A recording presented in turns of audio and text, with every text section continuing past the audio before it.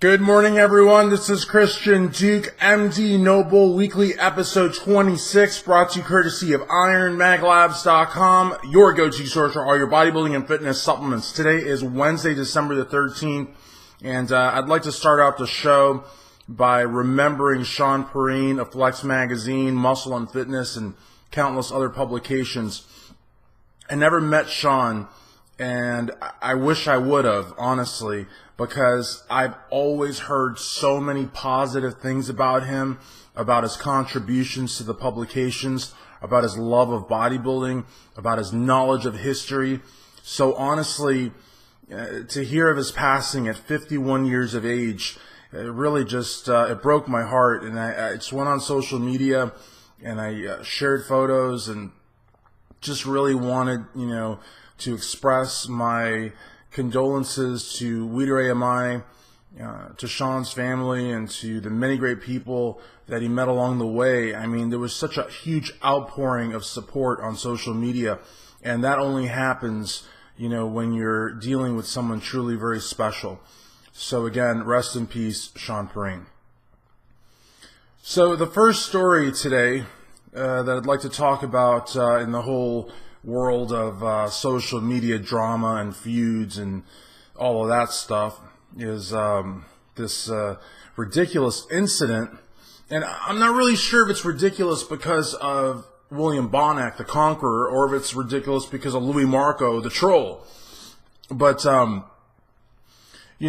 said this when the news became, out there that Louie would be making an appearance in Kuwait, and then, he announced the appearance in Dubai, and, he's coming from behind the camera. This is somebody that, you can make any argument you want. You can say that he's a journalist. You can say that he's just an observer. You can make a case for the fact that there's a lot of thin skin in bodybuilding. But the reality of the matter is, what's the first thing that Phil Heath did after winning his 7th Sandow, coming off stage? Who's the very first person that he felt the absolute need, the compulsion to make a video about? It was Louie Marco. I mean, he didn't even get to his car. He wasn't even out of the building. And he just had to react to Louie Marco because that is how much Louie Marco had gotten under his skin. This is after tying Arnold Schwarzenegger's record. That's one of the first things that Phil Heath had to do. And we all remember now infamous video that Phil made where he basically sounds like a street tough, and it doesn't sound classy at all, and certainly does not sound ambassadorial as the greatest bodybuilder in the world should be. But I make that point just to illustrate the fact that, Louie Marco could be said to be a troll. And while I don't think that his suggestion to William Banach to go to Kuwait really amounts to a threat, William really did not, quote-unquote, attack Louie, as I've seen published on some sensationalist reports throughout the internet, really clickbait. He never even, took a stance that was even remotely hostile. He never, first thing, he never took a step back from Louie. After they were speaking, he never took a step back. In other words, it never looked like he was even considering striking range. He never said anything about fighting. He never said that, so really, to me, honestly, I think what happened was when Banach confronted Louie was then sort of rushed by his security, and I don't know if that was Sporter because he was at their booth, or I don't know if that was his own private security, or I don't know if those folks were linked to Oxygen Gym. I don't know who they were linked to, but they made a point to separate Louie from Banach. And if you look at the video, they made a very, very concerted effort to make sure that William's arms never left his body. I mean, I know it's hard to visualize that, but William was kind of like this. And I don't know if you noticed, but they're barely touching his wrists, barely touching his arms, barely touching his forearms, but they did not want his arms. I mean, it's not like he could hit someone like that, but they didn't even want his arms to come off of his torso. I mean, there was a very concerted effort by that security or whatever those guys were to make sure that there was zero chance of Banach doing anything. I mean, the guy couldn't even, scratch his nose. I mean, these guys were on him like white on rice. And one of the things that bothers me, too, is, as Banach was leaving, it sounds like, because Banach says it back in response, it almost sounds like Louie Marco told William Banach, "You're a nobody." Because you can hear Banach say, "No, you're a nobody." So apparently someone said it. And it's crazy to me because, William Banach took third at this year's Mr. Olympia. He's the number 3 bodybuilder in the world. So, for a guy that Greg Valentino on Greg Valentino Live last night, Instagram Live, Iron Mag Labs, Greg Valentino said Louie Marco couldn't take 6th place in the bikini competition. For a guy with a physique like Louie Marco's, with the fact that he is not a professional bodybuilder, the fact that not only is he not a professional bodybuilder, he's never competed at the Mr. Olympia, to call, the number 3 bodybuilder in the world a quote-unquote nobody is kind of an indication of how warped social media has become. And how delusional some of these YouTube stars think they are, that they could talk down to the number 3 bodybuilder in the world, calling him a nobody. I mean, that's pretty insane. Also insane, and the whole social media phenomenon, I didn't talk about it last week, and I really don't want to talk about it this week, but this is a news show, and I would be remiss if I didn't talk about the news. What the hell else am I going to talk about? This whole Vegan Gains Dave Palumbo situation. I mean, Dave Palumbo really, honestly, should thank his lucky stars, because I think my good friend James Tiny Vest of Gorilla with a Cause said it best. It's basically, the young rising star versus the old one. The old, arguably fading star.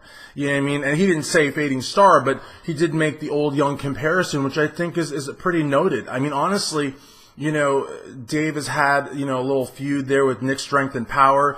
Now he's going to have Vegan Gains at RX Muscle, which might actually happen today. I heard, that Louie Marco might be on RX Muscle today. I don't know. You hear all these things on the grapevine. What do you know? But the thing is, Louie Marco possibly doing something with RX Muscle. William Banach, I don't know if he can do something with RX, because I'm pretty sure William's under contract. But, again, the reality of the matter is that Dave and RX Muscle, may get a lifeline, by having this feud with Vegan Gains, and maybe possibly having Louie Marco on there. And maybe, Dave can make 30 episodes of Louie Marco and the William Banach situation. And, to me, honestly, I'm so happy that I'm associated with muscular development, because, muscular development, Kevin Levrone, Greg Valentino, you got my show, you got Ask Ron, you got the Ronline Report, you've got an actual magazine with actual articles on actual newsstands. You can go to a real store and open a real door and pick up a real magazine and take it to the checkout and take it home with you and read it. That's a real magazine. Okay? And there's contest coverage, and there's all sorts of studies and journals and reports and scientific hard data and paparazzi photos. This is a real media house. We don't need, and I say we, I'm a part of it in the sense that I'm a part of Team MD. I'm not an employee, but I'm a part of Team MD in spirit. I feel part of the family. And to me, honestly, it's great to be part of something real. I mean, Louie Marco, Vegan Gains, these are like YouTubers. But the thing is, I guess some websites, that don't have what we have, that don't have a magazine, that don't have actual contest coverage, that don't have, decades in the business, need that kind of thing. You know what I mean? But to me, honestly, like I said the last episode, there's a lull between the end of the contest season and the Arnold Classic when it starts up again. And this is a time when there's not a lot to talk about. And look at what we're talking about. We're talking about Louie Marco, who's basically a nobody with, a video camera and an internet connection, calling William Banach a nobody. And we're talking about Vegan Gains, a troll, trolling someone who's pushing 50, who just got kicked out of nationals, and who arguably will not have press passes in 2018, possibly. Who knows? I don't know. I'm not Miss Cleo. You're a Libra, aren't you, darling? No, I'm just kidding. But the thing is, it's really, this is kind of like bottom of the barrel type news reporting right here. There's really nothing to talk about. This is what we're talking about. You know what I mean? And it's, get ready for more. I mean, it's not, the season doesn't start till the Arnold Classic, so this is what we'll be talking about. I hope you enjoy it. And, oh yeah, there is one bodybuilding, actual real bodybuilding, not Louie Marco or Vegan Gains, but actual real bodybuilding related news. And that is Kevin Levrone put out a very, very powerful post on Instagram 3 days ago. And, he thanked Robin Chang, and he thanked the IFBB, and he thanked everyone, all of the fans. But he did say, although age is not a number, he did say that 2018 would be the last year that Kevin Levrone would be a competitive bodybuilder. And he said that for him, it was always about inspiring other people. And, to me, honestly, this is a point that, led to some, bickering between myself and Sugar Sean Ray. But, and I conceded to Sean, that, Kevin was not at his best at the Mr. Olympia last year, and that, it wasn't realistic that Kevin could win the competition or even place top 3 or top 5, given, the fact that he was going through physical therapy and a lot of pain and had been off the stage for many years. But the one thing that I said then, that I say today, and that I'll say 10 years from now, is that Kevin inspired a lot of people. And Kevin did it because of his connection to the sport and his connection to the fans. And all of these side arguments about, tarnishing his legacy, or he couldn't have tarnished his legacy because he made a commitment. He accepted an invitation by Mr. Jim Mannion, and he stepped on stage. He didn't let the pain in his knees, he didn't let any situation or any hurdle in his way stop him from getting on that stage. So his legacy is ironclad. But the side arguments about, it's going to hurt his legacy. He's not going to place well. He's going to, none of that mattered. None of that mattered. And so, true to his form, sticking to his guns, he says it. It's about inspiring others. And let me tell you something. He inspired a lot of people. A lot of people. He will continue to do so.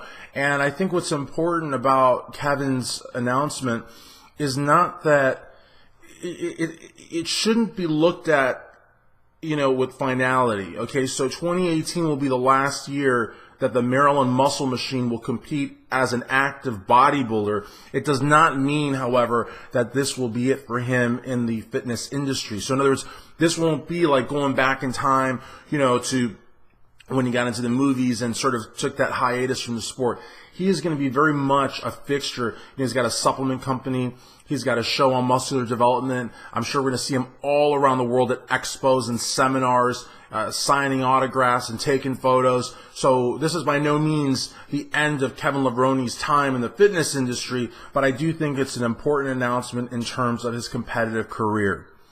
So guys, I really hope that you enjoyed MD Noble Weekly.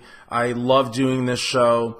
Again, the passing of Sean Perrine is very, very sad. I wanted it to be the first thing that I talked about, and I also want it to be the last thing that I talk about. 2018 is going to be a great year, but 2017 was very, very rough for the bodybuilding community with the passing of Rich Piana, the passing of Dallas McCarver, the passing of Sean Harris, and of course the passing of Sean Perrine. And it's very, very unfortunate.